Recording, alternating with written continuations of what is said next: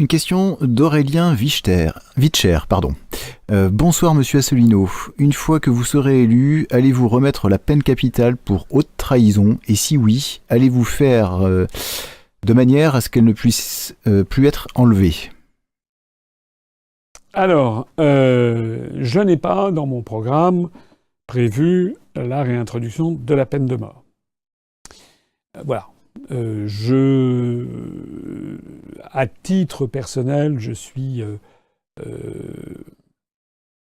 à titre personnel, en termes philosophiques et spirituels, je suis plutôt opposé à la peine de mort. Cela étant, je suis un démocrate. Si éventuellement il y avait une majorité du peuple français qui voulait absolument le retour à la peine de mort, peut-être, puisque j'ai proposé le référendum d'initiative populaire, peut-être pourrait-il poser cette question.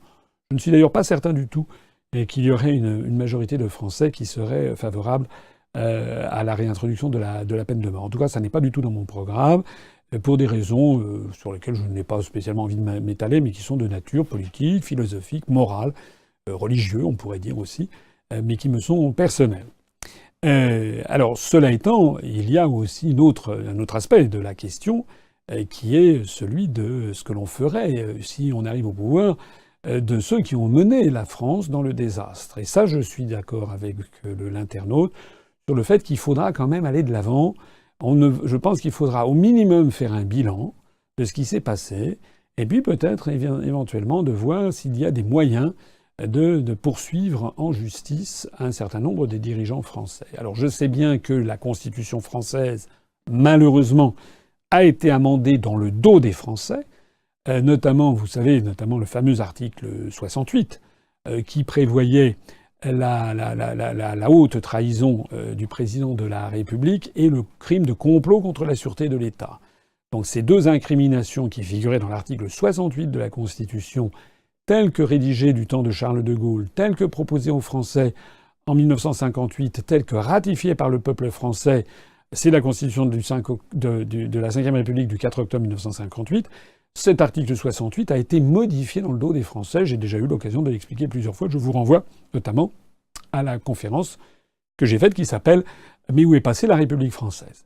Donc moi, j'ai prévu dans mon programme de réintroduire par un référendum, de proposer aux Français de réintroduire le crime de haute trahison, qui sera pas seulement imputable d'ailleurs au président de la République, mais à l'ensemble des membres du gouvernement, et puis également de réintroduire le crime de complot contre la sûreté de l'État.